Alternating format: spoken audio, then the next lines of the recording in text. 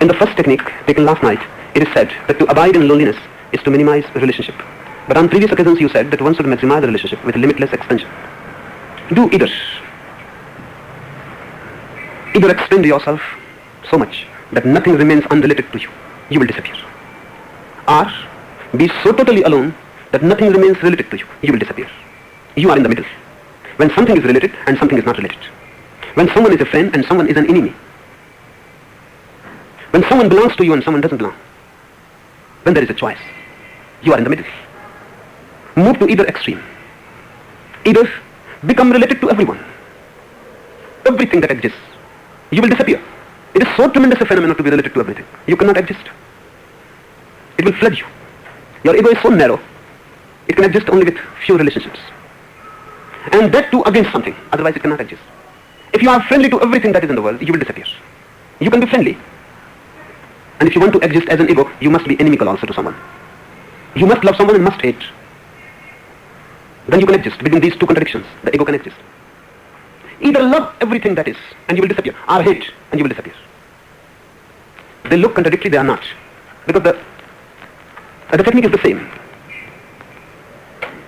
The technique is the same whether you love all or whether you hate all. This hatred to everything is known in the East as vairagya, as renunciation. Hatred to everything. Everything is useless, not worth. Withdrawing your love completely. If you can hate so totally, you will become total. And you cannot exist, because you can exist only when two contradictions are there, love and hate. Between these two you balance. It is just like a man walking on a rope. He has to balance right and left. If he moves to the left completely, he will fall down. Or if he moves completely to the right, he will fall down. So whether you move to the right or the left makes no difference. Choose one, you will fall down from the rope. If you want to be on the rope like a nut, you have to balance. Sometimes to the left, sometimes to the right. And really the balance is a science. Whenever you lean to the left, immediately you will have to lean to the right. Because the left will create the possibility of falling. To counterbalance it, you will have to lean to the right. And when you lean to the right, the possibility comes that you can fall. You will have to lean to the left. That's why you go on moving between love and hate. Between friend and the enemy. Between this and that. Like and dislike. Attraction and repulsion. And you are moving on a rope. And continuously. If you don't understand this, your life will be a total misunderstanding. I have been studying so many people. This is one of the basic problems of all. They love, then they hate. And they cannot believe. Because they love, so they cannot believe. Why they hate? They will have. Because this is how they balance. And this balancing gives you the ego, your personality. If you really want to be without the ego, choose any. Move to the left and don't balance it by the right movement. You will fall from the rope. Or hate, and hate totally. And don't move to the left. You will fall from the rope. Mahavir says, be detached to everything. That is hate. And Krishna says, love. That's why Jains can never understand the message of Krishna. Impossible. And Hindus have not taken any note of Mahavir. They have not even mentioned his name in their scriptures. Not even a single mention of his name. They have not even taken the note. Because he says, really, to be so unattached to everything, that it becomes hatred. And Krishna says love.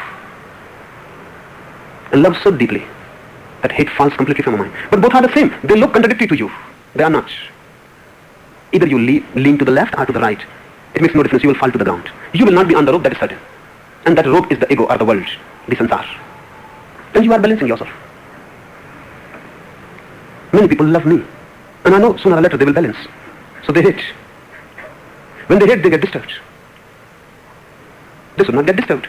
That is how you can be on the rope. But they cannot hate long. Again, they will have to balance.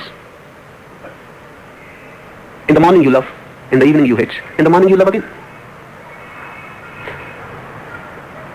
Unless you are ready to leave the ego, the balancing will continue. It can continue infinitely. Infinitely it can continue. The rope is endless.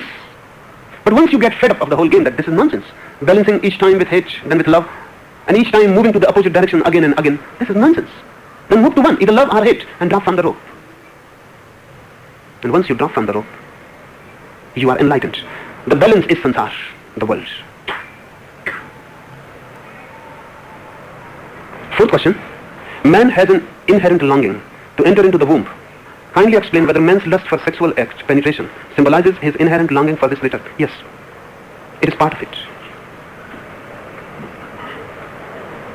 Everything in nature wants to return to the source.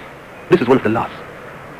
Whatsoever happens in between is irrelevant. But every circle comes to the end, to the very beginning, back to the original source. Man is born out of the womb. Whenever he is in distress, depression, whenever too much responsibility in the world, too much burden becomes heavy, he wants to return back to the womb. This attraction, the lust to enter the woman, you cannot enter, you cannot become a child again. So sexual act becomes a symbolic act. The penetration becomes symbolic. You are again in the woman. And that's why sex is so relaxing, so soothing. All the tensions are gone. Your mind is unburdened. In the moment, at least, you are ecstatic. It is a catharsis. You are purged of much dirt. So sex becomes a release, a relaxation. And the woman becomes a womb. This is part of the attraction, part of the lust. You may not be aware, but all that we have created for comfort is womb-like. The room closed, on the bodily temperature, silent. You can relax easily. It is womb-like. And if all the qualities of the womb are there in your sleeping room, you will sleep deeply. Even a clock on the wall helps you. It goes on tick-tack, tick-tack. It is the same. The heart of the mother goes on tick-tack for the child in the womb. He goes on listening to it. The rhythm of tick-tack is helpful. The mattress, the pillows, all that we use are really womb-like. Now scientists are of the mind that sooner or later we will make exactly womb-like sleeping chambers. Exactly the same, because they will give you the deepest sleep possible.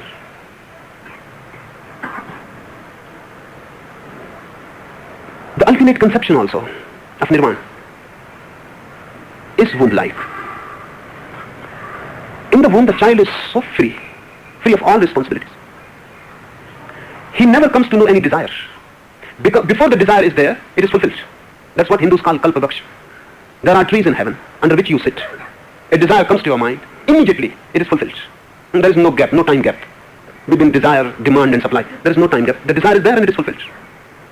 This is happening in the womb. Womb means kalpavriksha, the wish-fulfilling tree. Because a child never becomes aware that he is hungry. Before the hunger, it is fulfilled. The child never becomes aware that he is thirsty. Before the thirst is fulfilled. He never becomes aware of any strife, any strain. He is so silently served by the cosmos around him. Psychologists say that's why the child in the womb cannot be conscious. Because for consciousness, strife is needed. Struggle is needed. Consciousness grows only when there is demand and a time gap and then supply. That time gap makes you conscious. If there is no time gap, whatsoever you need is fulfilled immediately, you will fall asleep. So the child is asleep for 9 months together. Not for a single moment he becomes alert, because there is no need to be alert. All needs are fulfilled. There is no pain, no suffering, no tension. Alertness is not possible. He sleeps. And when the child is born, it is such a shock that Freud says that no one ever recovers from the shock. It is traumatic. It remains like a wound in you. And I think he's right. The child is born, it is a shock. He is thrown out of the Garden of Eden, out of paradise. Everything was so beautiful. It was so beautiful that he was asleep. It was so comfortable that there was no need even to be awake for a single moment. It was a dreamland. And now he is thrown out forcibly. There is every possibility that the unconscious of the child struggles to remain in the womb. It is difficult to say whether it is so or not, but every possibility that the unconscious of the child struggles to remain in the womb. He creates every difficulty to come out. Hence the mother and the pain and the struggle. And he is being thrown out, expelled. And the first moment out of the womb is bound to be the greatest suffering that the child will ever suffer again. Even death will not be so. Because for the first moment on his own, he will have to breathe. The world has started with all its worries. Now he will be the center. And he will be responsible. And he will have to carry his own burden. He is thrown out of the mother. He will have to breathe, to cry when he is hungry. And now, nothing is certain. Whether when he is hungry, his desire is to be fulfilled or not. It will depend. He has become dependent. Now for every need he has to struggle. But then too, we create for children in every way, every comfort, so that the shock is not so much, not too much. The mother goes on fulfilling the needs immediately. Because of this, the child comes to feel that he is the center of the world. And the whole world has to follow him. Just a cry, and the whole world has to fall into his feet. This gives a very egoistic beginning. So every child is very egoistic. And then other shocks are bound to follow. Because this is only first birth, just the beginning of birth. Those who know human phenomena deeply, they say the whole life is a continuous birth. There are many births. Because the day will come, the mother will refuse to breastfeed the child. No, he will have to depend on foods. He has to chew them. Responsibility grows. Now the food has to be chewed, digested. The milk was something else. The child was not doing anything, simply sucking. He was a sucker. Every day responsibilities will grow, and he will be thrown away and away from the mother. And the more away he is thrown, the more world surrounds him, and the world is hostile. And the womb was never hostile, it was so friendly. And the world is not friendly. There is competition. And everyone is interested in himself. And no one is interested in you. The world is not your mother. When the child moves to the school, he is moving to a hostile world. Traumas and many shocks. Then it goes on. And the ultimate break happens when the child falls in love with a woman. He has become grown up. The last break with the mother. Now the last link is broken. But still, this man-child will go on behaving with his wife as if she is his mother. She is not. She is interested in herself. And he is interested in himself. Both are interested in themselves. They are egos. And every husband goes on trying that the wife should behave like his mother. And that's the struggle. She cannot behave. She has her own interests. Mother was totally devoted. So every man is frustrated with his wife, because no wife can be a mother. It is not a question of good and bad wives. No wife can be a mother. Every man is frustrated. I have not seen yet a single man who is not frustrated with his wife. It seems impossible not to be frustrated. Because the desire is so impossible. But the husband feels good when he enters the woman, the wife. Again he is in the womb. This is a symbolic penetration. But in those few moments, he forgets all the worries, the world, everything. He is again a child. Look at a man deep in love with his wife or beloved. His face will look like a child. All the tensions gone. So it is not just coincidence that in love, the wife will call the husband baby. I was just reading one anecdote. One house was on fire in the midnight, and the woman was pulled out of it at the last moment. She was mad and crying. My baby has remained inside. And then suddenly the baby appeared. On the balcony, a 360-pound man.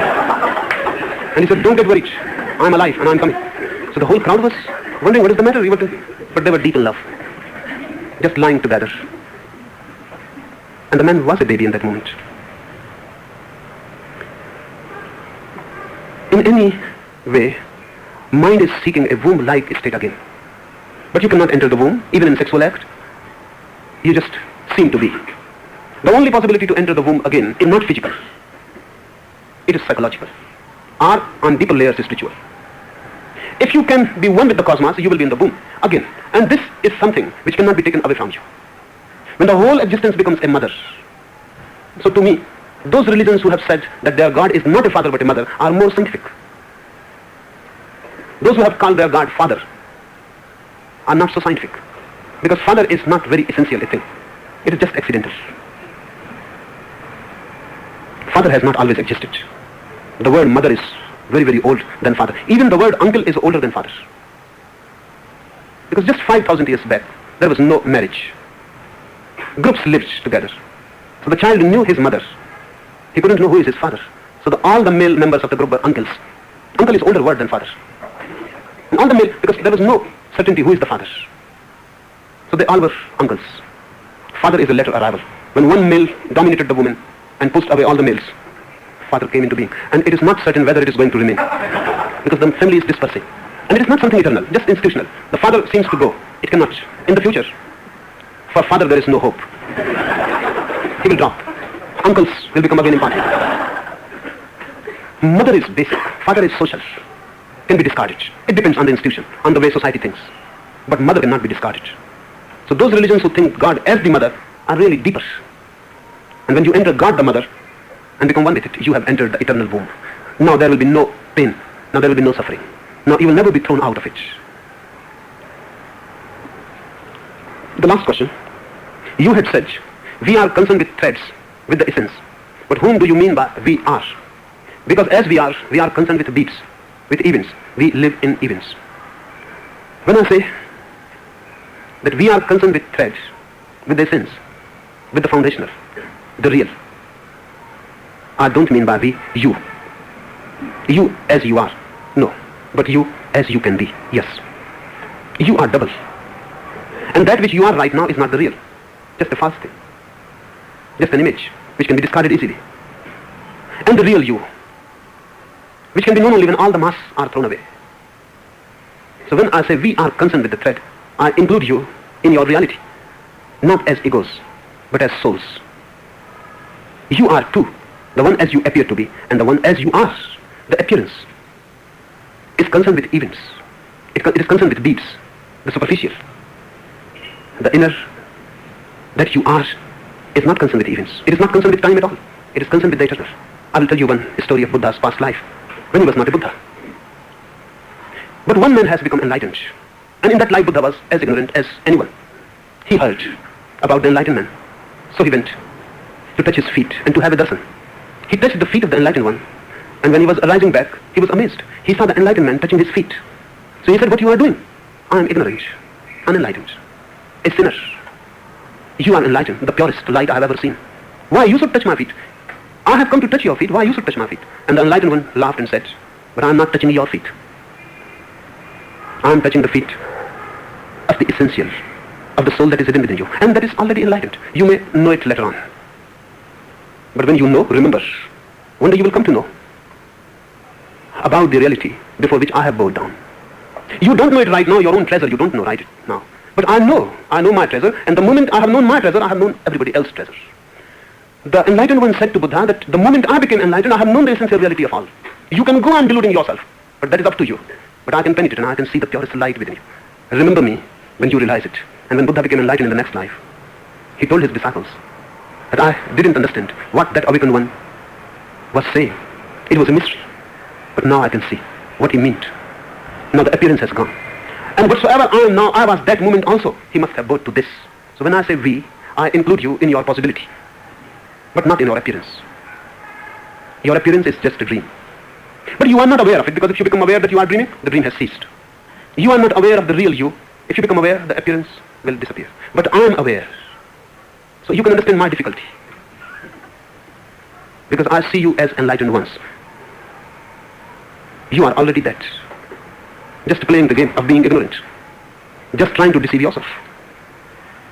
But whatsoever you do makes no difference to the innermost reality. It remains innocent, pure, absolutely pure. So you are here. If I look at your surface, you have to be taught many things.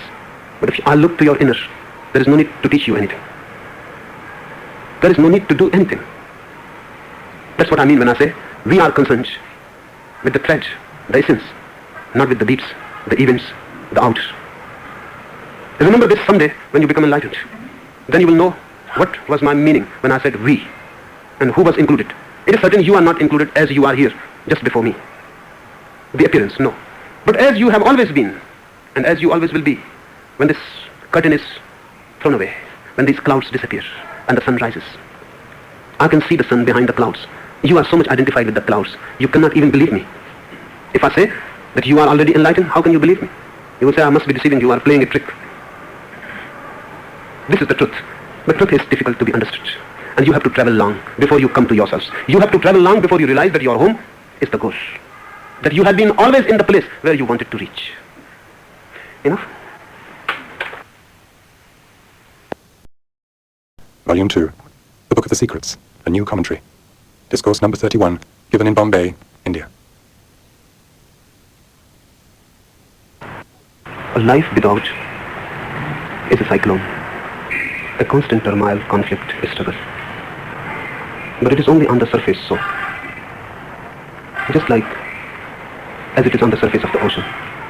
Waves, maddening noise, constant struggle.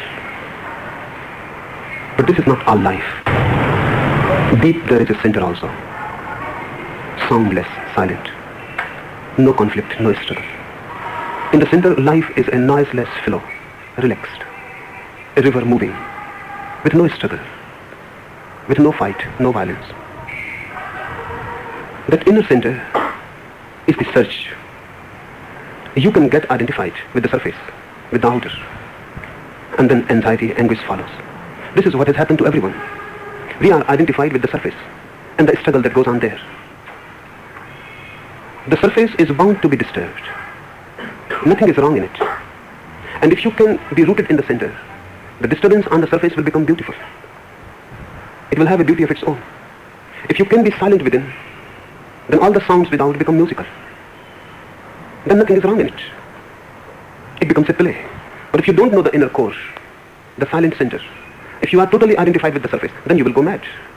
And everyone is almost mad.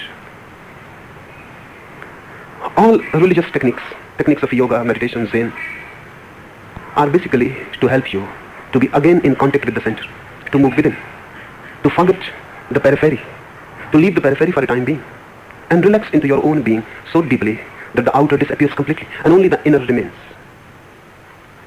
Once you know how to move backwards, how to step down into yourself, it is not difficult. It becomes as easy as anything. But if you don't know, if you know only the clinging mind with the surface, it is very difficult. Relaxing into oneself is not difficult. Non-clinging to the surface is difficult. I have heard one Sufi story. Once it happened that a Sufi fakir was traveling. It was night, dark night, and he lost his way. It was so dark he couldn't see even where he was moving. Then suddenly he fell into an abyss. He was terrified. He didn't know what was down there in darkness. How deep was the abyss? So he caught hold of a branch and he started praying. Night was cold. He cried, but there was no one to listen. Only his own voice was echoed back. And night was so cold that his hand was becoming frozen. And sooner or later he knew that he will have to leave the branch. It is going to be difficult to remain holding it. Hands were getting so frozen that the branch was already slipping. Death was absolutely near. Any moment he will fall and die. And then the last moment came. You can understand how terrified he was. Dying moment. And then the last moment came. And he saw the branch slipping out of his hand.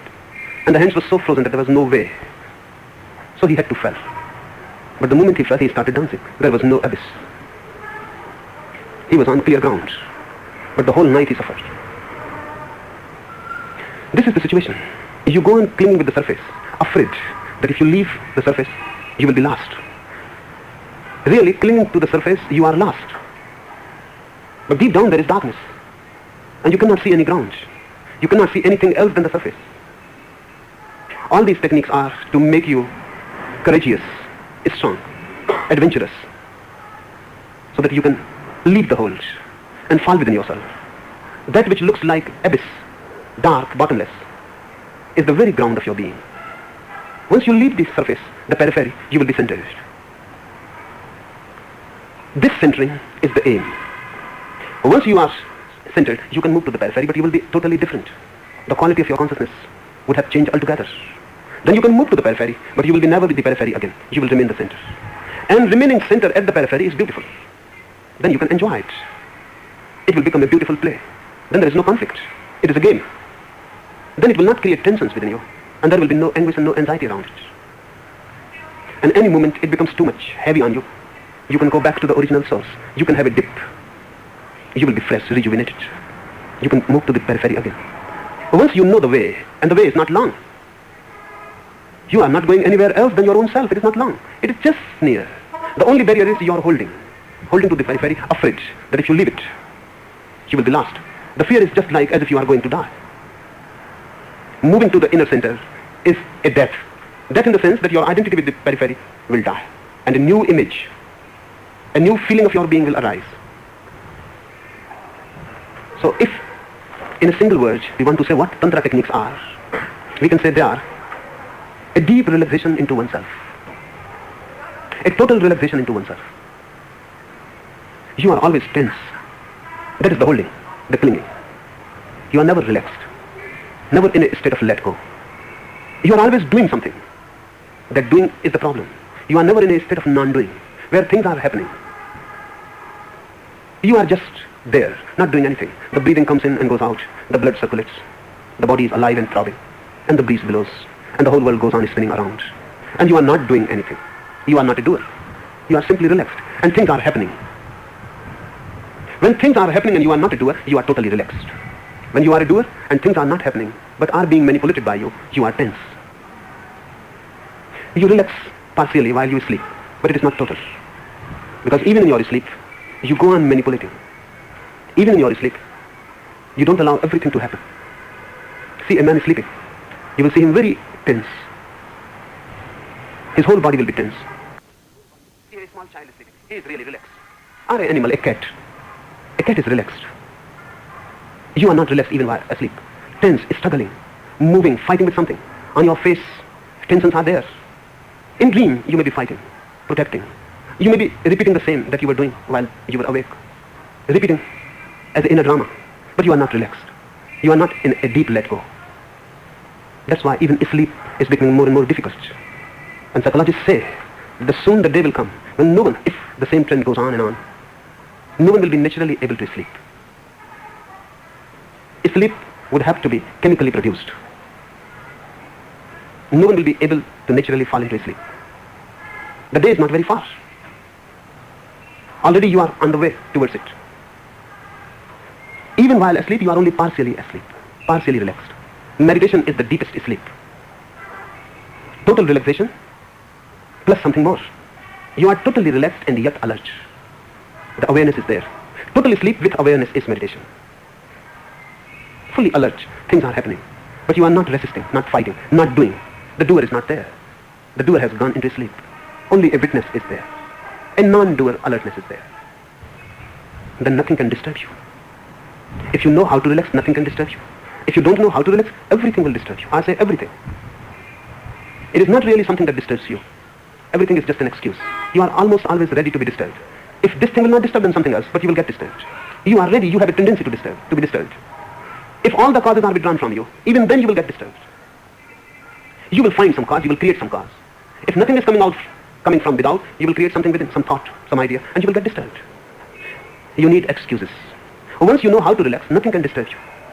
Not that the world will change, not that the things will be different. The world will be the same. But you don't have the tendency, you don't have the madness, constantly ready to be disturbed. Then all that happens around you is soothing. Even the traffic noise can become soothing if you are relaxed. Even the marketplace can become soothing. It depends on you. It is an inner quality. And the quality comes more you go towards the center. The more you move towards the periphery, you will be more and more disturbed. If you are too much disturbed, or you are prone to be disturbed, that shows only one thing, that you are adjusting near the periphery, nothing else.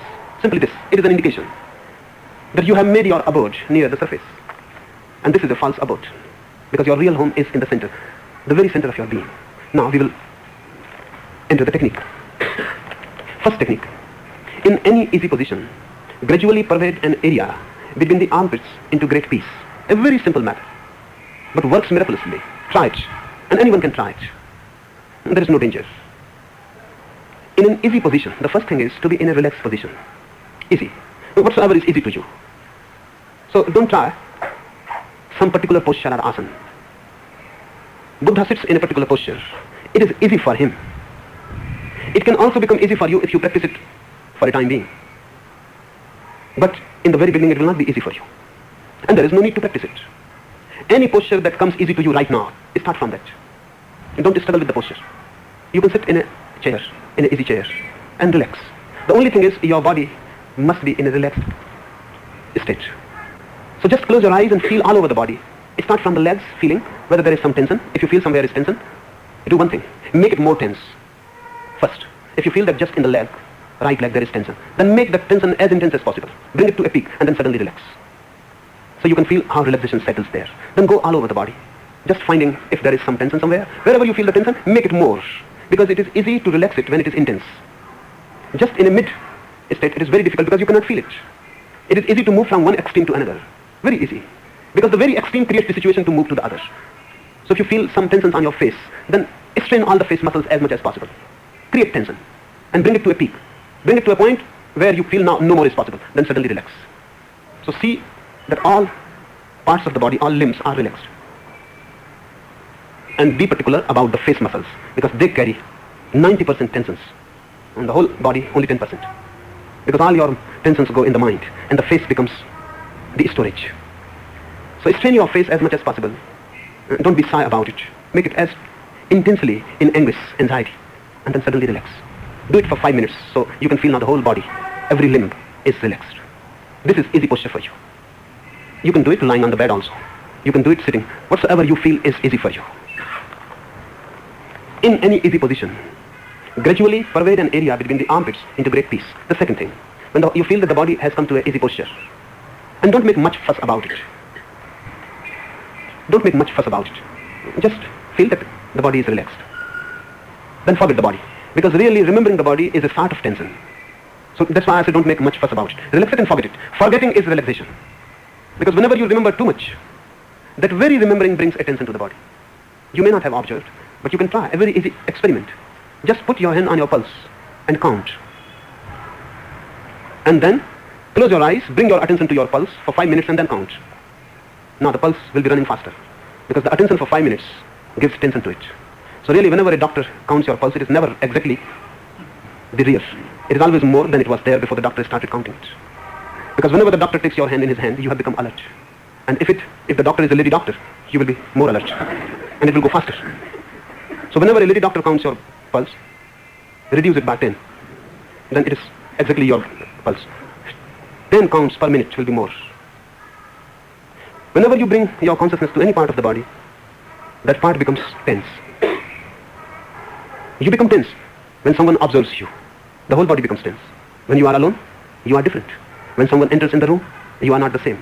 The whole body is on a faster rate. You have become tense. So, don't make much fuss about relaxation. Otherwise, you will be obsessed with it. Simply for 5 minutes, relax easily and then forget. Your forgetting will be helpful and that will bring a deeper relaxation to the body. Then the second thing is, gradually pervade an area between the armpits into great peace. Then close your eyes and just feel the area between the two armpits, the heart area, your chest. First feel it, just between the two armpits. Bring your total attention, total awareness, forget the whole body. Just the heart area between the two armpits, your chest. And feel it filled with great peace. The moment body is relaxed, automatically peace happens in your heart. The heart becomes silent, relaxed, harmonious. And when you forget the whole body and bring your attention just to the chest, and consciously feel that it is filled with peace, much peace will happen immediately. There are areas in the body, particular centers, where particular feelings can be created consciously. Between two armpits is the center of the heart. And the heart center is the source of all peace that happens to you, whenever it happens. Whenever you are peaceful, the peace is coming from the heart. The heart radiates peace. That's why people feel all over the world, without any distinction of caste, religion, country, cultured, uncultured, every race has felt this, that the love arises somewhere from the heart. No scientific explanation exists. So whenever you think of love, you think of the heart. Really, whenever you are in love, you are relaxed. And because you are relaxed, you are filled with a certain peace. And that peace arises from the heart. So peace and love have become joined, associated. Whenever you are in love, you are peaceful. Whenever you are not in love, you are disturbed. Because of peace, the heart has become associated with love. So you can do two things. Either you can search love, then sometimes you will feel peace. But the path is when you love has become more important than you. And the other is the other. And you are becoming in a way dependent. So love will give you peace sometimes, but not always. There will be many disturbances, many moments of anguish and anxiety. Because the other has entered, and whenever the other enters, there is bound to be some disturbance. Because you can meet with the other only on your surface. And the surface will be disturbed. Only sometimes, when you two will be so deeply in love, with no conflict, only sometimes you will be relaxed and the heart will glow with peace. So love can only give you glimpses of peace, but never really any establishment, any rootedness into peace. No eternal peace is possible through it. Only glimpses. And between two glimpses there will be deep valleys of conflict, violence, hatred, anger. The other way is not to find peace through love, but to find peace directly. If you can find peace directly, and this is the method, your life will become filled with love. But now the quality of love will be different. It will not be possessive. It will not be centered on one. It will not be dependent, and it will not make anyone dependent to you. Your love will become just a lovingness. a compassion, a deep empathy. And now no one can, even a lover, cannot disturb you, because your peace is already rooted. And your love is coming as a shadow of your inner peace. The whole thing has become reverse. So Buddha is also loving. But his love is not an anguish. If you love, you will suffer. If you don't love, you will suffer. If you don't love, you will suffer the absence. If you love, you will suffer the presence of love. Because you are on the surface. And whatsoever you do can give you only momentary satisfactions. And then again the dark valley.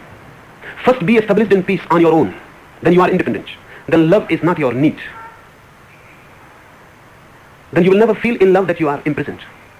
That love has become a sort of dependence, a slavery, a bondage. Then love will be just a giving. You have too much of peace and you want to share it. Then it will be just a giving with no idea of its return. It will be unconditional. And this is one of the secrets, that the more you give, the more it happens to you. The more you give and share, the more it becomes your own. The deeper you enter in the treasury, which is infinite. You can go on giving it to everybody. It is inexhaustible. But love must happen to you as a shadow of inner peace. Ordinarily, the reverse is the phenomena. Peace happens to you just as a shadow of love. Love must happen to you as a shadow of peace. And then love is beautiful. Otherwise, love also creates ugliness. It becomes a disease, a fever. Pervade an area between the armpits into great peace. Then just become aware of the area between the armpits and feel that it is filled with deep peace. Just feel peace there and you will feel it is filled. It is always filled. You have never been alert about it. This is only to bring the alertness. Just to bring you nearer home. And when you feel this peace, you are farther away from the surface. Not that things will not be happening there. You try this experiment, and whenever you are filled with peace, you will feel a distance.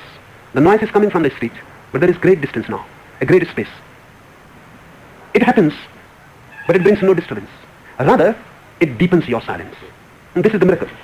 The children will be playing, and someone will be listening to the radio, and someone will be quarreling, and the whole world is going around, but you will feel that a great distance has come between you and all. That distance comes because you have retraced back from the periphery. Things are happening on the periphery, and they will appear to you as if they are happening to someone else. You are not involved. Nothing disturbs you, so you are not involved. You have transcended. This is the transcendence. And the heart is naturally the source of peace, so you are not creating anything. You are simply coming to a source which is always there. And this imagination will help you that the heart is filled with peace, not that this imagination will create the peace. And this is the difference between Tantra attitude and Western hypnosis. Hypnotists think that by imagination you are creating it. Tantra thinks that you are not creating it. By imagination you are simply becoming attuned with something that is already there. Because whatsoever you can create by imagination cannot be permanent. If it is not a reality, then it is false, unreal, and you are creating a hallucination. So it is better to be disturbed and be real than to be in some hallucination of peace, because that is not a growth. You are simply intoxicated in it, and sooner or later you will have to come out, because the reality will shatter the illusion sooner or later. Reality has to shatter all illusions. Only a greater reality cannot be shattered, and a greater reality will shatter this reality which is on the periphery. Hence, Sankara and others say that the world is illusion. Not that the world is illusion, but because they have come to know a higher reality. From that altitude, this world looks dreamy. It is so far away. The distance is so infinite that it cannot be felt as real. The noise on the street will be just like as if you are dreaming about it. Not real. It cannot do anything. It just happens and passes, and you remain untouched. When you are untouched by reality, how can you feel this is real? Because the reality is felt, the deeper it penetrates you. The deeper the penetration, the more you feel it as real. Sankara says the whole world is unreal. He must have come to a point from where the distance is so vast, so tremendously vast, that all that happens there becomes just like a dream. It comes, but no reality comes with it, because it cannot penetrate. Penetration is the proportion of reality. If I throw a stone at you, it hits you. That hit penetrates you. That penetration makes the stone real. If I throw a stone, it touches you, but it doesn't penetrate. And deep down, you hear the thud of the falling stone on you. But no disturbance. You will feel it as false, unreal, maya, illusory. But you are so near the periphery that if I throw a stone at you, you will be hurt. Not the body will be hurt in either case. If I throw a stone at a Buddha, the body will be hurt as your body will be hurt. But Buddha is not on the periphery. He is rooted in the center. And the distance is so much that he will hear the thud of the stone without being hurt. The being will remain untouched, unscared. This unscarred being will feel the stone as if something has been thrown in dream. It is illusory. So Buddha says nothing has substance in it. Everything is substanceless, without any substance. The world is empty of substance. And the same what Sankara says, that the world is illusory. You try this. Whenever you will be able to feel the peace between the two armpits filling you, pervading your whole heart center, the world will look illusory. And this is a sign that you have entered meditation, when the world appears to be illusory. Don't think that the world is illusory. There is no need to think. You will feel it. It will suddenly happen to your mind that what has happened to the world? The world has suddenly gone dreamy, a dreamlike existence. It is there without any substance. Just like a film on the screen. Looks so real. Even it can be three-dimensional. Just looks a projected thing. Not that the world is a projected thing. Not that it is really unreal. No, the world is real. But you create distance, and the distance gets more and more. And you can understand whether the distance is getting more and more or not by knowing how you are feeling about the world. So that's the criterion. So this is not a truth that the world is unreal. This is a meditative criterion. If the world has become unreal, you have become centered into the being. Now the surface, and you are so far away that you can look at the surface as something objective, something other than you. You are not identified. This technique is very easy and will not take much time if you try it. Even sometimes it happens with this technique that in the very first effort, you will feel the beauty and the miracle of it. So try it. But if you are not feeling in the very effort, don't be disappointed. Wait and go on doing it. And it is so easy, you can do any time. Just lying on your bed in the night, you can do it. Just in the morning, when you feel that now you are awake, you can do it. Do it first and then get up. Even 10 minutes will be enough. 10 minutes in the night while falling asleep just before it. Make the world unreal, and your sleep will be so deep that you may not have slept like that before. If the world becomes unreal just before falling asleep, dreams will be less. Because even if the world has become dream, dreams cannot continue.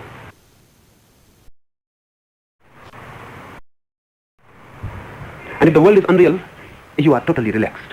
Because the reality of the world goes on impinging on you, hammering you. As far as I know, I have suggested this technique to many people who suffer insomnia. It helps deeply. If the world is unreal, tensions dissolve. And if you can move from the periphery, you have already moved to a deep state of sleep. Before the sleep comes, you are already deep into it. And then in the morning it is beautiful. Because you are so fresh, so young. The whole energy vibrating. And just coming from the center back to the periphery. So the moment you become alert that now the sleep is no more, don't open your eyes first. First do this. The body is relaxed after the whole night, feeling fresh and alive. Do this experiment for 10 minutes, then open the eyes. Relax. You are already relaxed, it will not take much time, just relax. Bring your consciousness to the heart, just between the two armpits. Feel it filled with deep peace. For 10 minutes, remain in that peace. And then open the eyes. And the world will look totally different. Because that peace will be radiated from your eyes also. And the whole day, you will feel different. Not only you will feel different, you will feel people are behaving with you differently. Because in every relationship, you contribute. If your contribution is not there, people behave differently. Because they feel you are a different person. They may not be aware of it. But when you are filled with peace, everyone will behave differently with you. They will be more loving and more kind. Less resistant, more open. Closer. The magnet is there. The peace is the magnet. When you are peaceful, people come nearer to you. When you are disturbed, everyone is repelled. And this is so physical a phenomena that you can observe it easily. Whenever you are peaceful, you will feel everyone wants to be closer to you. And because that peace radiates, it becomes vibrations around you. Circles of peace move around you. And whosoever comes near feels to be more nearer to you. And just like a shadow of a tree. And you feel to move under the shadow and to relax there. A person who is peaceful within has a shadow around him. Wherever he goes, everyone would like to be closer to him. Open, trusting. A person who has inner turmoil, conflict, anguish, anxiety, tensions, repels persons. Whosoever comes near becomes afraid. You are dangerous. And to be near you is dangerous. Because you will give whatsoever you have. You are constantly giving it. So you may like to love someone, but if you are very much disturbed within, even your lover will be repelled. And he would like to escape from you. Because you will drain his energy. And he will not feel happy with you. And whenever you leave him, you will leave him tired, exhausted. Because you don't have a life-giving source. You have a destructive energy within you.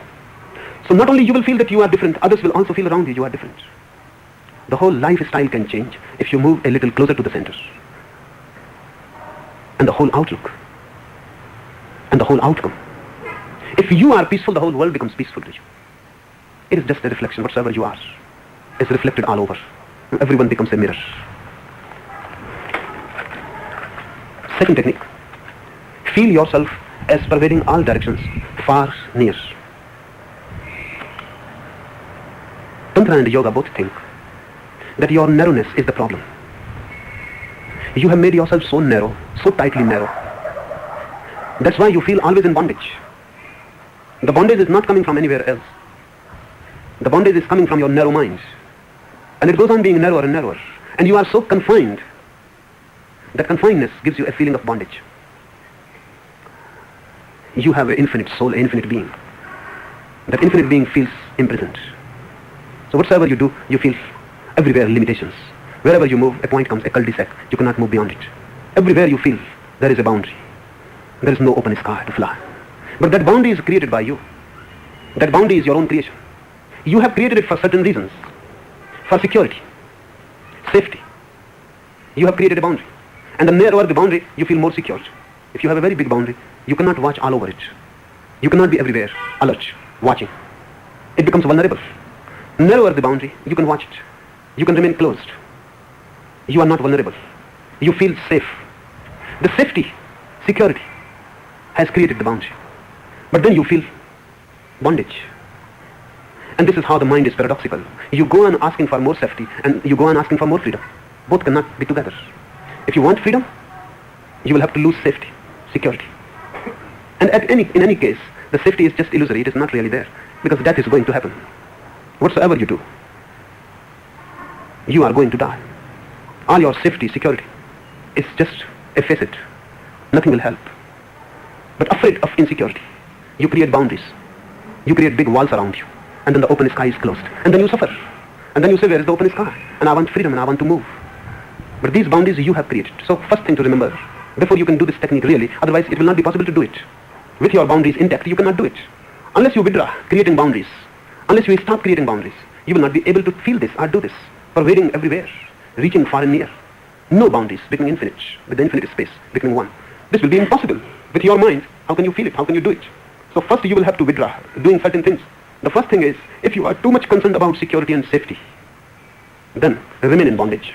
Really, the prison is the most secure place. No one can harm you there. No one out of prison is so much secure as the prisoners. Guarded. You cannot kill, you cannot murder a prisoner. It is difficult. He is more guarded than a king. You can murder the president. It is not so difficult. A king, it is every day. They go on killing them. But you cannot kill a prisoner. He is so safe that those who want to be safe really, they must be in prisons. They must not live out. To live out of a prison is dangerous. It is full of hazards. And anything can happen. So we have created mental prisons around us. Psychological prisons around us. And we carry those prisons with ourselves. They are portable. You need not remain with them, they move with you. Wherever you go, your prison goes with you. You are always behind a wall. Only sometimes, rarely, you stretch your hand out of it to touch someone. But only hands. You never come out of your prison. So whenever we meet, it is simply meeting hands out of prisons, out of windows. We stretch the hand, afraid, scared, and ready any moment to withdraw the hand. And both the parties are doing the same. Only hands touch. Now psychologists say that even that is just an appearance, because hands have their own armor around them. No hand is ungloved. Not only that Queen Elizabeth uses gloves, you have also gloves so that no one can touch you.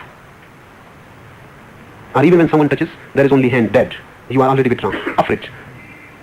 Because the other creates fear. As Sartre says, the other is the enemy. The other will look as an enemy if you are so much armored. Because with an armored person there can be no friendship. Friendship is impossible. Love is impossible. Communion is impossible. You are afraid. Someone may not make you a possession. Someone may not overpower you. Someone may not make you a slave. Afraid of this, you have created a prison, a safety wall around you. Cautiously you move. Cautiously you take every step. Life becomes a drudgery. Life becomes a boredom. Too much cautious, life cannot be an adventure. Too much protecting yourself. Too much hankering after security. You are already dead.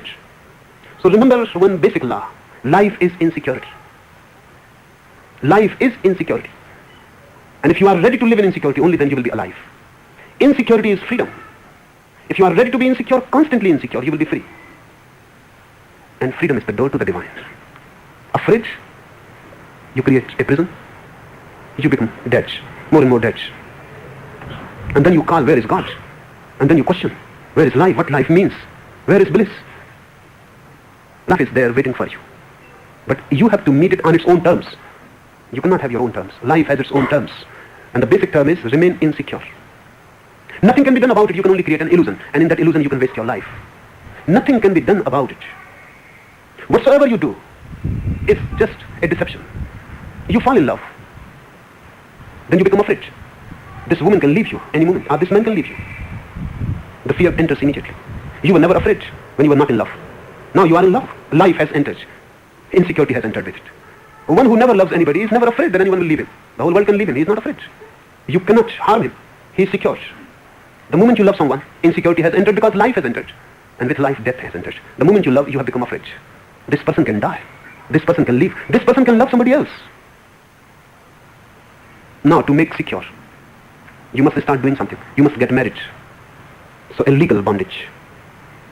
So now, it is difficult for this person to leave you. Now the society will protect you. The law will protect you. The policeman and the judge, they all will protect you. Now if this person wants to leave, you can drag him in the court. Even if he wants to divorce, then he will have to prove something against you. And then too it will take 3 or 5 years. Now, you have created a safety around you. But the moment you are married, you are dead. The relationship is not alive. Now it has become a law, not a relationship. Now it is a legal phenomenon, not a alive thing. The court cannot protect life. The court can only protect bargains. The law cannot protect life. The law can only protect laws. Now marriage is something which is a dead thing. It can be defined. Love cannot be defined. Marriage is definable. Love is indefinable. Now you have come under the world of definitions. But the phenomenon is already dead. The moment you wanted it to be secure, the moment you wanted to close it, so no new thing happens to it, you are imprisoned in it. And then you will suffer. Then you will say this wife has become a bondage to me. And the wife will say this husband has become a bondage to me. And then you will fight because you each for the other have become imprisonment.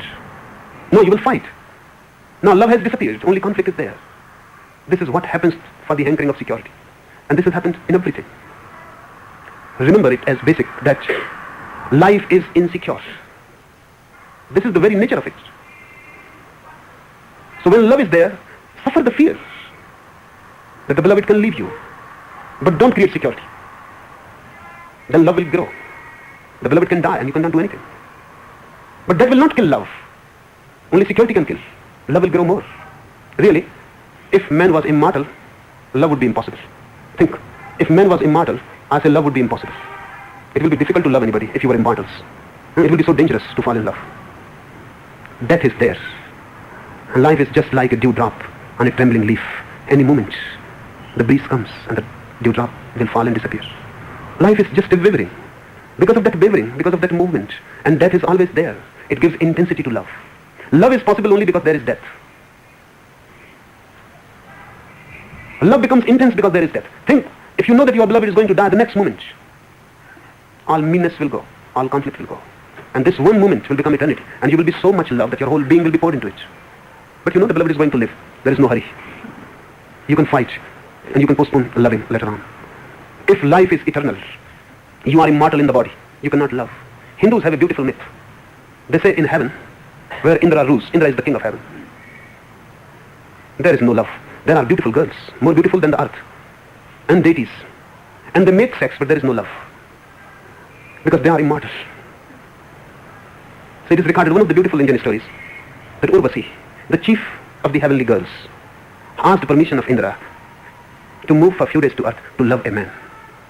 So Indra says, what nonsense, you can love here. And you will not find such beautiful persons on the earth. Urvasi said, they are beautiful, but they are immortal. So there is no charm. And they are really dead.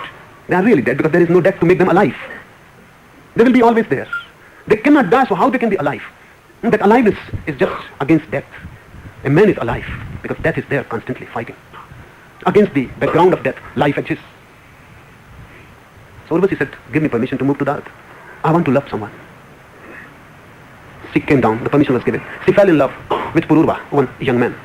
But there was a condition from Indra. Indra has made a condition that you can go to the earth, you can love someone. But this is the condition. Tell the man who loves you not to ask anything about you, who you are. And it is difficult for love. Love is curious. Love wants to know everything about the beloved. Everything. And the whole unknown has to be made known. The whole mystery has to be entered and penetrated. So cunningly Indra made a condition.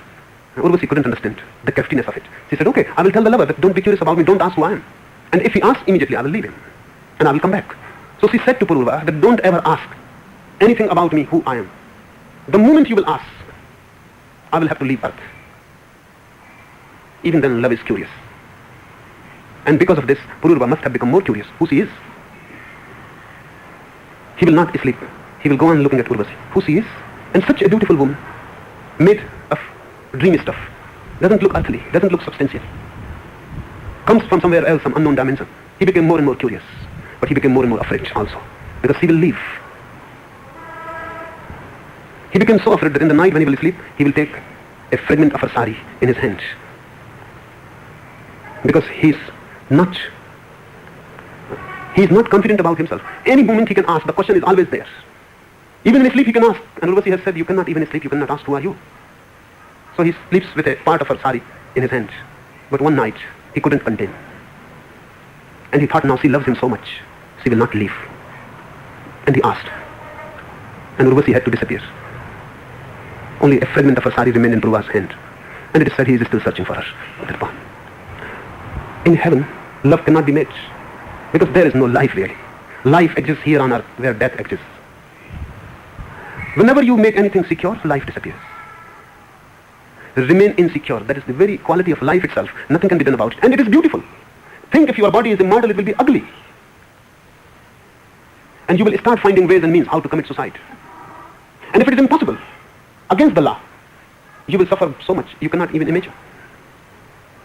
Immortality is a very long thing. Now in the West, they go on thinking about euthanasia. Because now people are living more, longer. So a person who reaches the age of 100 wants the right to kill himself. And really the right will have to be given. Because we made it a law not to commit suicide when life was very short. Really in Buddha's age, to be 40 or 50 was too much. The average life was just near about 20. In India, just 2 decades before, the average life was 23. Now in Sweden, it has reached average life 83. So people can live very easily and be 150. In Soviet Russia, there are 1,500 people who have reached the mark of 150. Now, if they say that we need the right to kill ourselves, because no, it is too much, we will have to give them the right. It cannot be denied to them. Sooner or later, suicide will be one of the birthrights. You cannot deny if a person wants to die. Not for any reason, because now life has no meaning. It has been too long already. A person living at 150 doesn't feel like living. Not that he is frustrated. Not that there is no food. Everything is there, but life has no meaning. So think of immortality. Life will be totally meaningless. The meaning comes with death. Love has meaning because love can be lost. And then it throbs, vibrates, pulsates. It can be lost. You cannot be certain about it. You cannot think anything about it for tomorrow. It may not be there. And you have to love the lover and the beloved with the view that tomorrow will never be there, may not be there at all. Then love becomes intense. So first, withdraw your efforts to create a secured life. Just withdrawing, your walls around you will fall. For the first time, you will feel rains coming to you directly, the wind blowing to you directly, the sun rising to you directly. You will be under the open sky. It is beautiful. And if it looks horrible to you, it is only because you have become accustomed to live in a prison. You will have to get accustomed to this new freedom. This freedom will make you more alive, more flowing, more open, more rich, more radiant. But the more radiant you are, the higher the peak of your aliveness, the deeper will be the death near you, just near. And you can rise only against death, the valley of death, and the peak of life. They are always near and in proportion. That's why I always say that Nietzsche's dictum is to be followed. It is a very religious dictum. Nietzsche says, live dangerously. Not that you have to seek danger positively. No need to seek danger positively. Don't create protections. Don't create walls around you. Live naturally, and that will be dangerous. Enough dangerous. No need to seek any danger. And then you can do this technique. Feel yourself as pervading all directions, far, near. Then it is very easy. If walls are not there, you will be already feeling yourself pervading all, everywhere. Then there is no point where you end. You simply begin here in the heart and end nowhere. You have a center and no periphery. And the periphery goes on expanding on, and the whole space is surrounded by it. Stars move in it. Earths are born and dissolve. Planets arise and set. The whole cosmos becomes your periphery. In this vastness, where will be your ego? In this vastness, where will be your suffering? In this vastness, where will be your mean mind? The mediocre mind, where it will be? It cannot be there in such vastness. It simply disappears. It can exist only in a narrow field. It can exist only when it is walled, enclosed, encapsulated. The encapsulation is the problem. Live dangerously and be ready to live in insecurity. And the beauty is that even if you decide not to live in insecurity, you will live. You cannot do anything. I have heard about one king. He was so afraid of death. And kings are more afraid.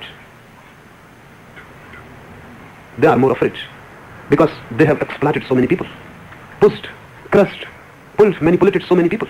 They have made so many enemies. A real king has no friend. He cannot have. Because the closest friend is also an enemy, is just waiting to have an opportunity to kill you and to be in your place. So a man in power cannot have any friends. A Hitler, a Stalin, a Nixon. They cannot have friends. They have just enemies who are parading around them as friends and just waiting for the right chance to push you aside from the throne. So whenever they get a chance, then they do everything. They were just a moment before friendly, but their friendly is a strategy. Friendliness is a tactics. A man who is in power cannot have friends. So Lao Tse says, if you want friends, don't be in power. Then the whole world will be friendly to you. If you are in power, then you are only the friend of yourself. Everyone is your enemy. So the king was very afraid. He was so much scared of death. It was all around. He was haunted by the idea that everyone is going to kill him. He couldn't sleep. So he asked his wise men, counselors, what to do. So they said, you make a palace with only one door. And on the door, you have 7 rings of military men. The first watching the palace, the second watching the first, the third ring watching the second ring, 7 rings around it, and only one door. So no one can enter, and she will be safe. So the king made a palace. It was the only one palace in the world, very wise, with only one door, with 7 rings of soldiers watching each other. The news spread all over. So another king of a nearby state came to see it. He was also afraid.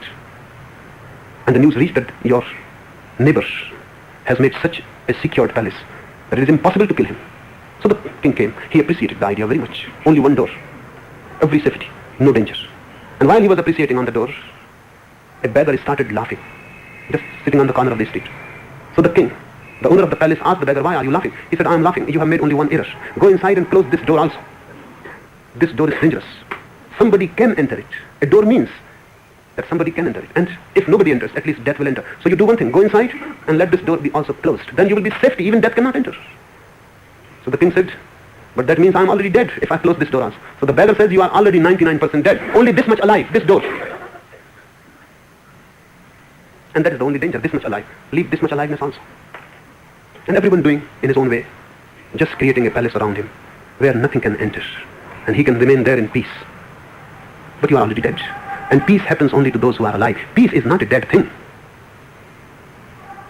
Remain alive, live dangerously, live a vulnerable life, open.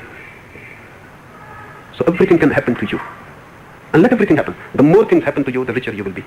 And then you can practice this technique. This is then very easy. You will not even need to practice it. Just you think and you are pervading the whole space. Enough? The Book of the Secrets, a new commentary. Discourse number 32, given in Bombay, India. First question. You said that love is possible only with death. Then will you please explain Buddha's love?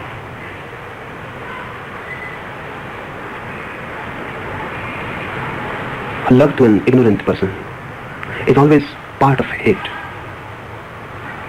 It is always with hate. Hate and love are just 2 aspects of the same coin for the ignorant mind. Love is never pure for the ignorant mind. And that's the misery of love. Because the hate becomes a poison. You love the same person and you hate him also. You may not be doing both simultaneously, so you are not aware. When you love a person, you forget about the hatred part. It goes below, it goes into the unconscious. And then it waits there. When your love is tired, it falls into the unconscious and the hate part comes up. Then you hate the same person. But when you hate, you are not aware that you love also. But now the love has gone deep down into the unconscious. And this goes on just like night and day. It goes on moving in a circle. It becomes a misery. But for a Buddha, for one who is enlightened, this dichotomy, this dualism disappears from everywhere. Not only as far as love is concerned. The whole life becomes a oneness. Then there is no dichotomy. The opposite doesn't exist. So really, to call Buddha's love is not good, but we have no other term. Buddha himself never uses the word love. He uses the word compassion. But that too is not very good. Because your compassion is always mixed with your cruelty. Your violence is always with your violence. Because whatsoever you do will have its opposites just nearby. You exist within contradictions. Hence the tension, the anguish, the anxiety. You are not one. You are always two. You are a crowd, divided in many fragments, and those fragments are opposing each other. Your being is a tension. Buddha's being is a deep relaxation. Remember, tension exists between two opposite poles. Relaxation is just in the middle where two opposing poles are no more opposing. They negate each other and there is a transcendence. So Buddha's love is basically different than what you know about love. Your love is a dis-ease. Buddha's love is total relaxation. There is no hate part to it. So the quality changes completely. Many things will be in Buddha's love which cannot be in ordinary love. First, it cannot be hot. And the hotness comes from hate. It is not passion, rather it is compassion. It is not hot, it is cool. To us, a cold love means something which has gone wrong. Buddha's love is cool. There is no heat to it. It is not like the sun, it is like the moon. It will not create passion in you. It will create a deep coolness. Buddha's love, secondly, is not really a relationship. Your love is a relationship. Buddha's love is his state of being. Really, he is not loving you, he is love. This distinction must be understood clearly. You love a person. Your love is an act. You do something. You behave in a certain way. You create a relationship, a bridge.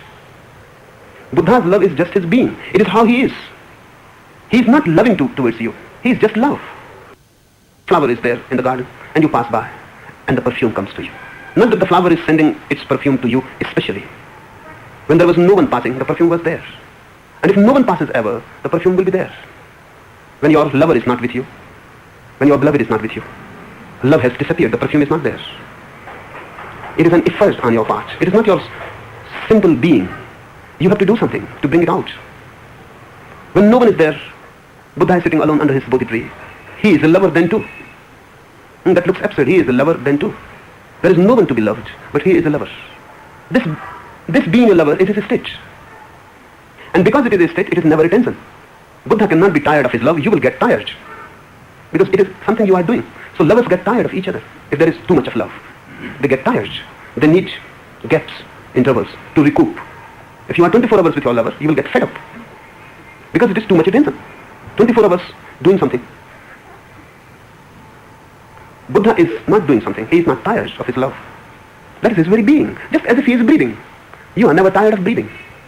You are never tired of being. He is not tired of his love. But then the third thing follows. You will be aware that you love. Buddha will not be at all aware. Because awareness needs the contrary. Buddha is so filled with love, he will not be aware. If you ask him, he will say, I love you. But he is not aware. It is so silently flowing from him. It has become so intrinsic a part. He cannot be aware of it. You will become aware that he loves. And if you are open and receptive, you will become more aware that he loves you more. It depends on your capacity, how much you can receive. But to him, it is not a gift. He is not giving anything to you. He is this way. He happens to be this way. Whenever you become aware of your total being, enlightened, liberated, the dichotomy from your life drops. Then there is no duality. Then life becomes a harmony. Nothing is against anything. Because of this harmony, so much peace happens. There is no disturbance. Disturbance is not created from without. It is within you. The contradictory goes on creating the disturbance. You may find excuses without, but really, for example, live with your lover you love, a friend, a deep friend, very intimate, close, live with him. And just watch what is happening to you. When he meets, you are so elated, ecstatic, dancing. But how much you can dance? And how much ecstatic you can feel? Minutes after, you are down. The elation has gone. After hours, you are bored. You are thinking to escape to somewhere else. After days, you will be fighting. Just watch what is happening. And this whole is coming from within. But you will find excuses outside. You will find now, this man is not so loving as he was when he came. Now, this man is disturbing me. He is making me angry. But you will always find that he is doing something to you. You will never be aware that your dichotomy, your duality of the mind, the opposite within, is doing something. We are never aware of our own workings of the mind. I have heard one very famous, glamorous Hollywood actress went to a studio for her photograph. The photograph was taken a day before. The photographer presented the photograph to her, but she was annoyed, furious. She said, "What have you done? Before this, you have taken my photographs, and they were heavenly." The photographer said to the actress that, "But you have forgotten that I was then 12 years younger when I took your photographs. I was then 12 years younger. You forget that." We never look within what is happening. If the photograph is not okay to you, something is wrong with the photographer. Not that 12 years have passed and you are old. The inner process.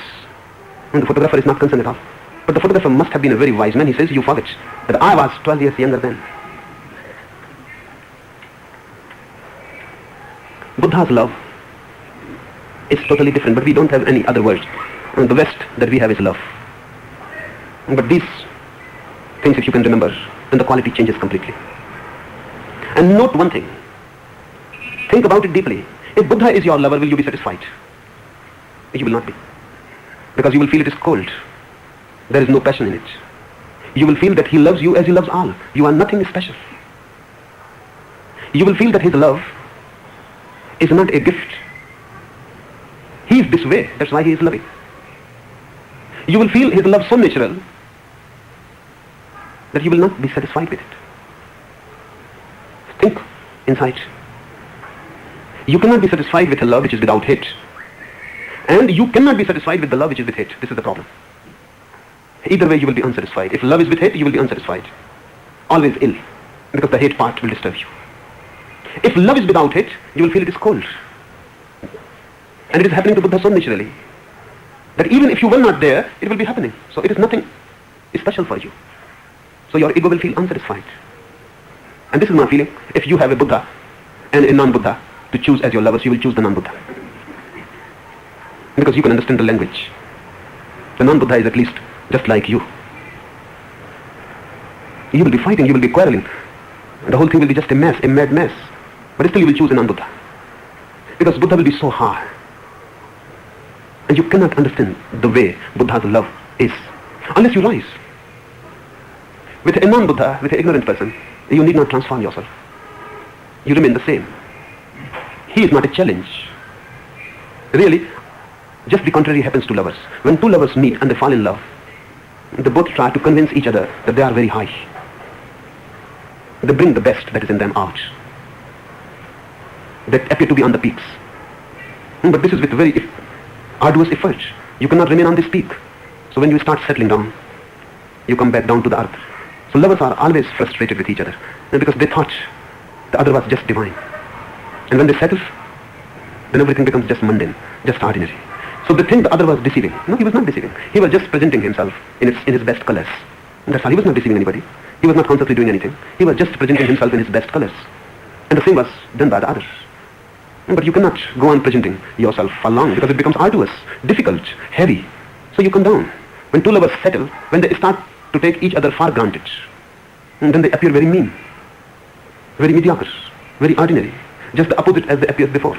They were angels and now they just appear disciples of the devil. You fall down, you come to your ordinary level. Ordinary love is not a challenge. But if you fall in love with someone who is enlightened, this is rare. Only very fortunate ones fall in such a love. This is rare. This happens only when you have been searching an enlightened person for lives together. Only then it happens that you fall in love with an enlightened person. This in itself is a great achievement, falling in love with an enlightened person. But then there will be a problem. The problem will be this, that the enlightened person is a challenge. He cannot come down to your level. That's impossible. That is not possible. You have to come to his peak. You have to travel. You have to transform. So love becomes a sadhana. If you fall in love with a Buddha, it becomes a sadhana. The greatest sadhana that is possible. And because of this, whenever there is a Buddha, or a Jesus, or a Lao Tse, many around him reach to such high peaks in one life that they could not have reached in many lives.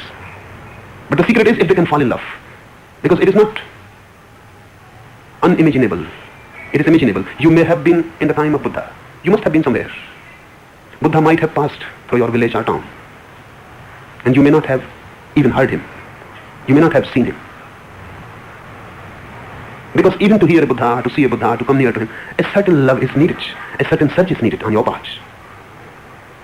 When someone falls in love with an enlightened person, this is meaningful, very meaningful. But arduous will be the path. It is easy to fall in love with an ordinary person. There is no challenge. Challenge will be so much and the path will be difficult because you will have to travel all alone. And these things will be disturbing. His love will be cold. His love will look that it is for everyone. His love will not have the hatred part. This has been my experience. Many people fall in love with me. And then they start to play the game. The ordinary game. Knowingly, unknowingly, they start playing it. In a way, it is natural. They start expecting things from me. Ordinary expectations. And their mind works in the duality. For example, if you love me, you will feel happy if you can make me happy. And this is how love feels, to make the other happy. If you can make me happy, you will feel happy. But you cannot make me happy. I am already. You will feel dejected if you fall in love with me. You will feel very disappointed because you cannot make me happy. You cannot make me more happy. There is nothing more. If you cannot make me happy, you will feel unhappy.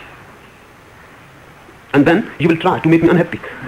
Because at least if you can do that, that too will be a satisfaction. You will try to make me unhappy unknowingly. Not that you are aware. If you are aware, you will not do that. But you will try, your unconscious mind will try that to make this man unhappy. If you can make me unhappy, then you can be certain that you can make me happy also. But if you cannot make me unhappy, then you are totally disappointed. Then you will feel you are not related at all with me. Because this is what relationship means to you. Ordinary love is a disease. Because the duality goes on persisting. And to understand the love of an enlightened person is difficult. Intellectually, there is no way to understand it. You have to fall into love. And then you have to be alert about your own mind, because that mind will go on disturbing. Buddha became enlightened. Then he came back to his home. After 12 years, he was back. His wife, and he loved that woman very much, was very angry, furious. For all these 12 years, he was waiting and waiting. Someday this man will come back.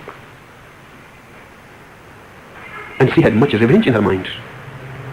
And this man, to her, had done injustice. He was unfair. Suddenly one night he disappeared. At least he could have said. It would have been fair. But without saying anything, he simply disappeared from the home, leaving the wife and the small child. For 12 years she waited. And then Buddha came. She was furious, she was mad. Buddha's nearest, closest disciple was Anand, and he had always been following him like a shadow. And when Buddha was entering the palace, he said to Anand, please, don't come with me. He said, why? Because Anand has an ordinary mind. He was not enlightened. He became enlightened only when Buddha died. He said, why? Are you still thinking in terms of wife and husband? You are going to meet your wife? Are you still thinking in terms of wife and husband? He was shocked. Anand was shocked, because how can a Buddha, enlightened person, say this, that don't come with me, I'm going to meet my wife? Buddha said, that's not the point. But she will get more furious, looking that I have come with someone. She is waiting for 12 years. Let her be mad alone. She belongs to a very ancient family, very cultured. She will not be angry before you. She will not be angry before you. She will not express anything. And she has been waiting for 12 years. So let her explode. Don't come with me. I am not a husband to her now, but she is still a wife. I have changed, but she has not changed. So Buddha went alone. Of course, he was furious. He started crying and weeping and screaming and saying things. And Buddha listened. She asked again and again, if you loved me at all, why you left? Why did you go away? And without telling me, if you loved me at all, tell this. And Buddha says, if I don't love you, why should I have come back? But these are two different things, totally different. She is not ready to hear what he says. She goes on insisting. Why? You left me alone. You tell me this, that you never loved me. And then everything is settled. And Buddha says, if I didn't love you, I still love you. That's why I have come back after 12 years.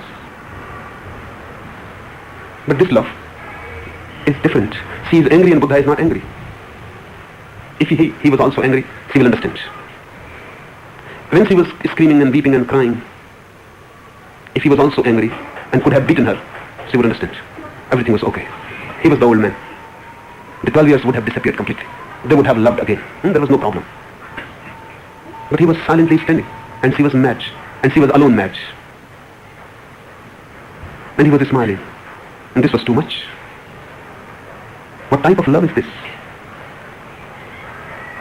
It must have been very hard for her to understand. She told her son, he was now 12 years old, just to taunt Buddha, that this is your father, look at him. Escapist. You were just 1 day old and he escaped. And this is your father, he is a beggar. And he gave you birth.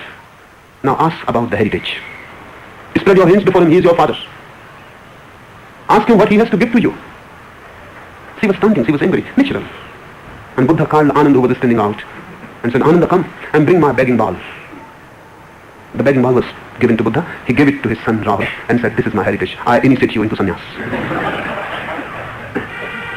This is his love. But Yasodhara got more mad. He said, what you are doing? If you love your son, you will not make him a beggar, a sannyasi. Buddha said, I make him a beggar because I love him. I know what real heritage is and that I am giving him. My father was not so wise. But I know what is worth giving and I am giving it. But these are two different dimensions, two different languages, never meeting anywhere. He is loving.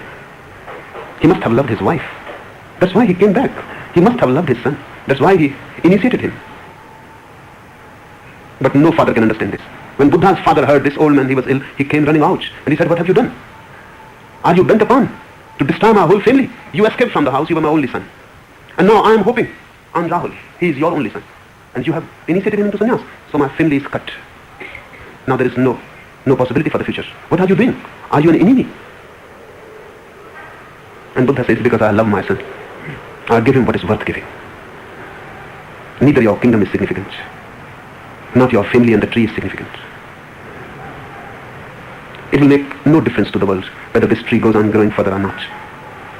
But this phenomenon, that Rahul is initiated into deep sannyas, is something significant. And I also love my son. Two fathers talking. Buddha's father again pleading to him that you come back.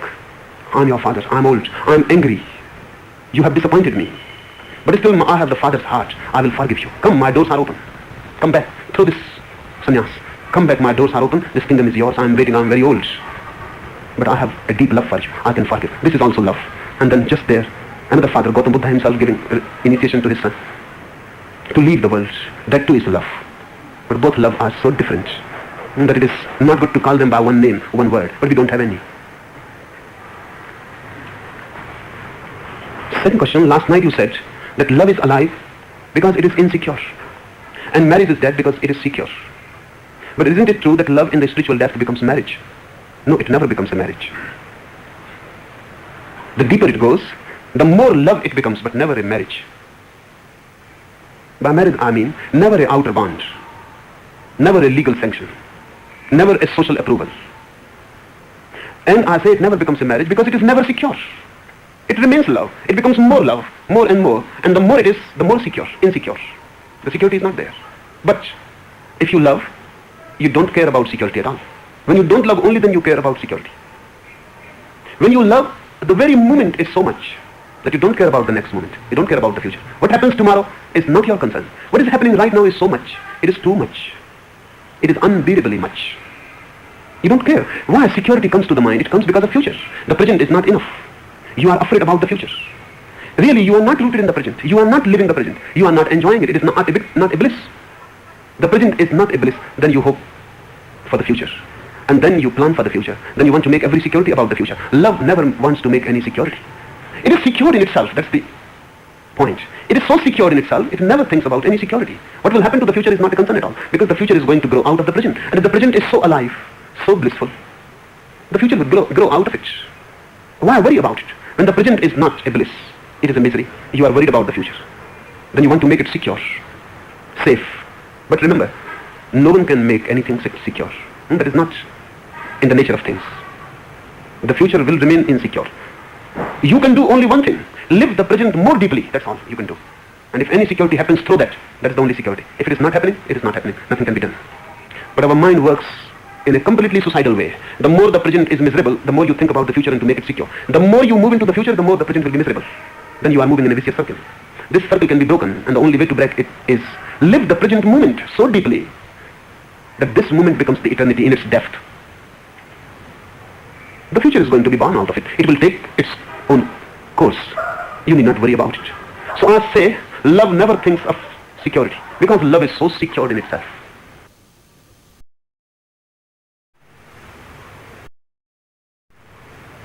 Love is never afraid of insecurity. If it is there at all, if love is there at all, it is not afraid of insecurity. Life is insecure, but love is not afraid of insecurity. Rather, love enjoys insecurity, because that gives colors to life.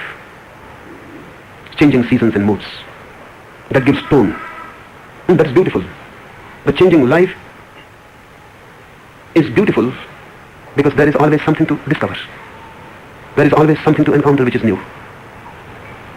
Two lovers really move in a constant discovery of each other. And the landscape is infinite. A loving heart is an infinite landscape. You can never finish it. There is no end to it. It goes on and on, spreading on and on. It is as spacious as space itself. Love is not worried about insecurity. Love can enjoy it. It gives thrill. Only those who cannot love, they are afraid of insecurity, because they are not rooted in life.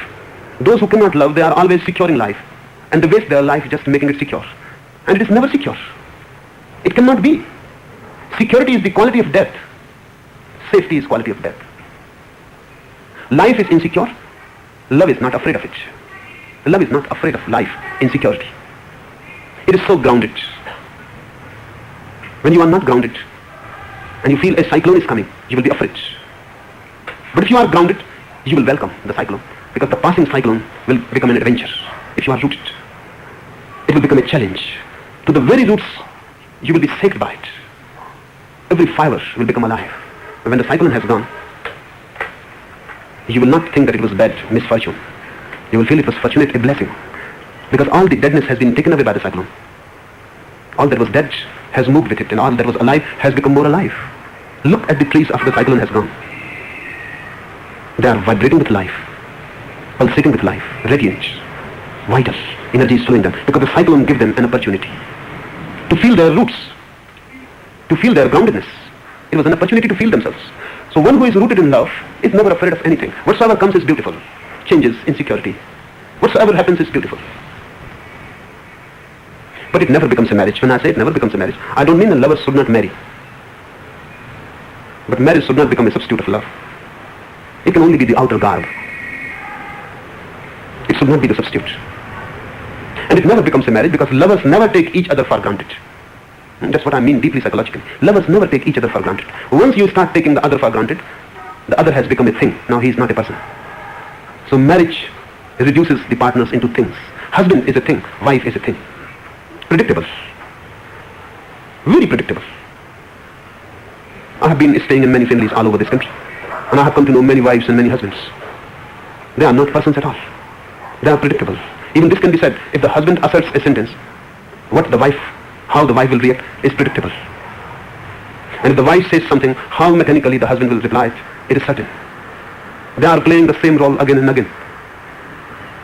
And their life is just like when on a gramophone record, something goes wrong, and the needle sticks to one point, and then it goes on repeating.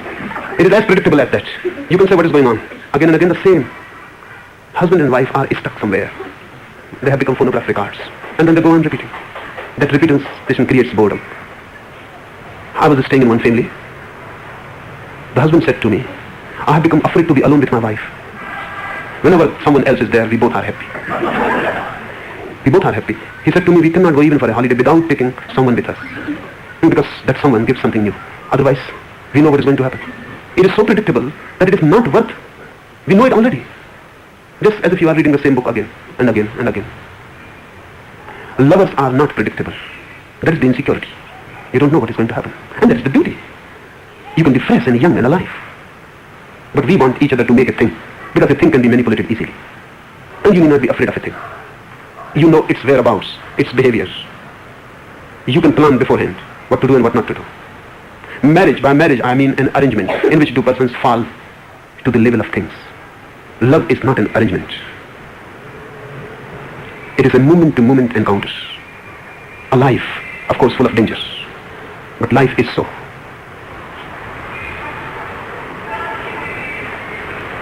Marriage is safe. There is no danger. Love is unsafe. You never know what is going to happen. Next moment is unknown, remains unknown. So love is every moment entering into the unknown. And that is the meaning of Jesus when he says, God is love. God is as unknown as love. And if you are not ready to be alive and in love and insecure, you cannot move into God, because that is a greater insecurity, a greater unknownness. So love prepares you for prayer. If you can love and remain with an unknown person without reducing him to a thing, without becoming predictable, moment-to-moment encountering, you are getting ready for prayer. Because prayer is nothing but love. Love with whole existence. Living with existence as you are living with your lover. You don't know the mood, you don't know the season, what is coming, nothing is known. You go on uncovering it. It is endless journey.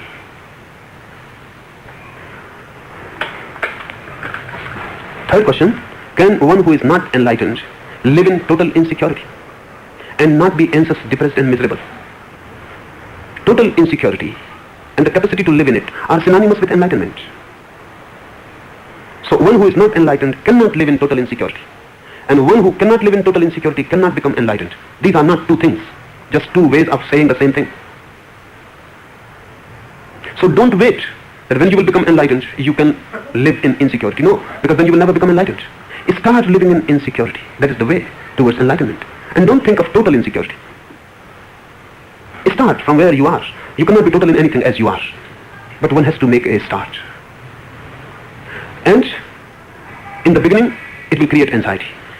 In the beginning, you will feel miserable. But only in the beginning.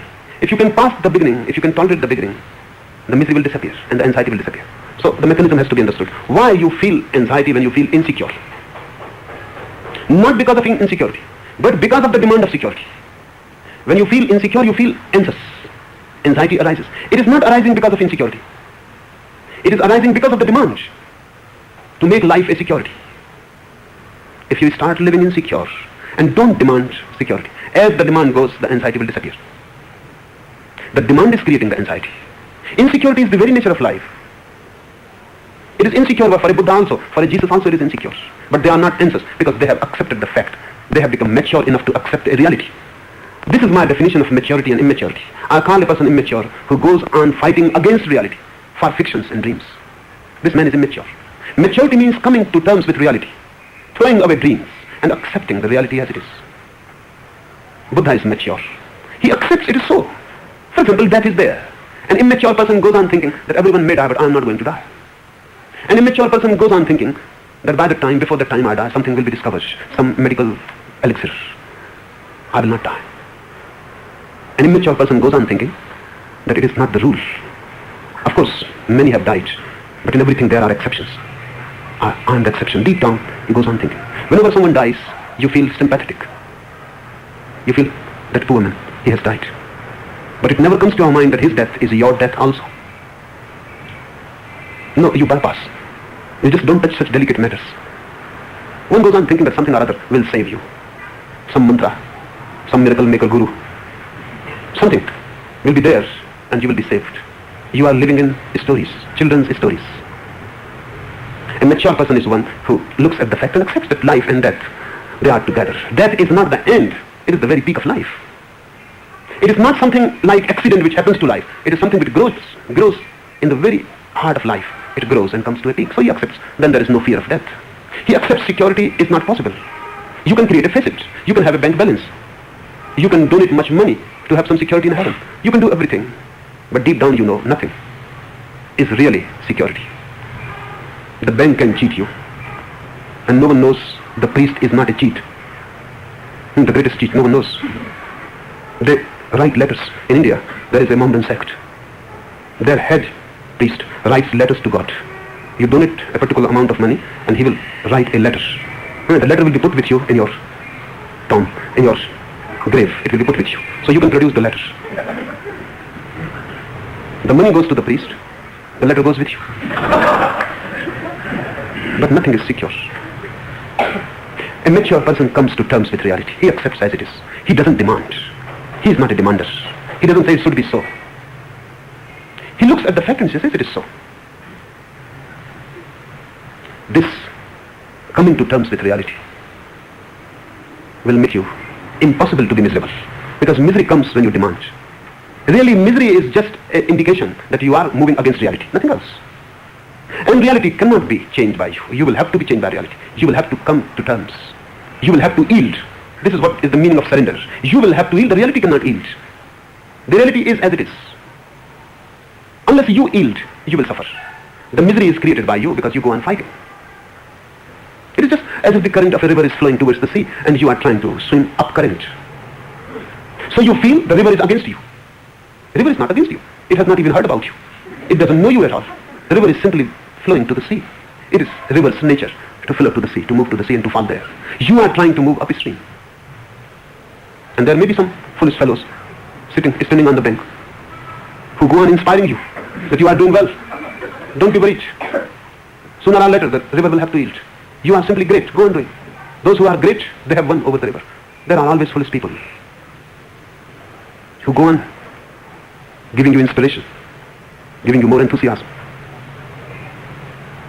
But no Alexander, no great man, no Napoleon, no one has ever been able to go upstream. Sooner or later the stream takes you over. But when you are dead, you cannot enjoy the bliss that was possible while you were alive, of surrendering, of becoming so one with the stream that there is no conflict, of accepting. But those foolish people on the bank, they will say, you have yielded, you are defeated, you are a failure. Don't listen to them. Just enjoy the inner freedom that comes with yielding. Don't listen to them. When Buddha leaves flowing upstream, all those who know him, they say that you are an escapist, you are a failure, you have accepted defeat. Don't listen what others say. Have an inner feeling what is happening to you. If you feel good flowing with the stream, this is the way. This is Tao for you. Don't listen to anybody. Just listen to your own heart. Maturity accepts whatsoever there is. I have heard one anecdote. One Mohammedan, one Christian and one Jew were asked a question. The question was same. Someone had asked all the three that what you will do if a tidal wave forces the ocean on the land and you are drowned in it. The Christian said, I will make a sign of the cross on my heart and pray to God that allow me into heaven, open the doors. The Mohammedan said, I will take the name of Allah and will say, this is Kismat, this is fate, and be drowned. The Jew said, I will thank God and accept His will and learn to live underwater.